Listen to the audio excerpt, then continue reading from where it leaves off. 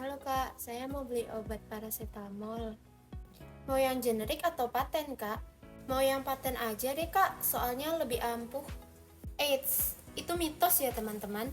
Jadi kita akan bahas mengenai mitos dan fakta tentang obat generik dan paten. Sebelumnya kita akan bahas mengenai apa sih bedanya obat paten dan obat generik. Basically, paten adalah hak eksklusif yang bisa dipakai oleh inventor atas hasil kerjanya dalam waktu tertentu, termasuk kekayaan intelektual. Maksudnya adalah obat paten tersebut bisa diproduksi oleh suatu industri dan dipasarkan secara tunggal selama 20 tahun. Contohnya ada Ponstan dengan asamefenamatnya, lalu ada Huvagesic dengan paracetamolnya. Nah, jika 20 tahun tersebut sudah habis, maka obat tersebut baru saja bisa diproduksi oleh industri lain sebagai obat generik. Obat generik itu adalah obat dengan nama resmi sesuai dengan zat aktif yang terkandung di dalamnya. Ada dua jenis, yang pertama obat generik berlogo dan ada obat generik bermerek. Kalau obat generik berlogo ada logonya seperti ini, dan kemasannya jauh lebih sederhana daripada obat generik bermerek. Nah, kalau obat generik bermerek itu penamaannya menggunakan nama dagang dari industri pembuat obatnya, tapi bukan obat paten. Dan kemasan dari obat generik bermerek itu biasanya lebih advance dan lebih menarik daripada obat generik berlogo. Nah, sekarang kita masuk ke pembahasan mengenai mitos atau fakta tentang obat generik dan obat paten.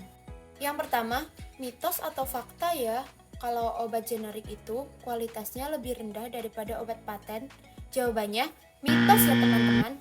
Karena faktanya, zat aktif yang terkandung di dalam obat generik itu sama dengan apa yang terkandung di dalam obat paten. Bedanya, obat generik itu adalah obat yang sudah habis masa patennya sehingga bisa diproduksi oleh perusahaan lain tanpa membayar hak paten. Yang kedua, mitos atau fakta sih kalau obat generik itu efek sampingnya lebih tinggi daripada obat paten? Itu jelas mitos ya teman-teman.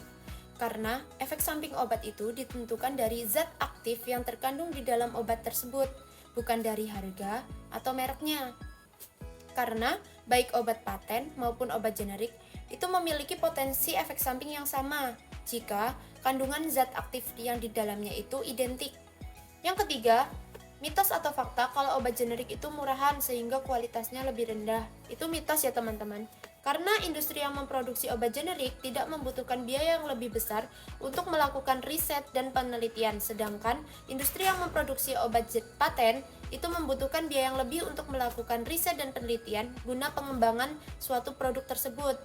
Lalu obat paten juga memerlukan pembayaran untuk hak paten tersebut, sehingga obat generik lebih murah daripada obat paten.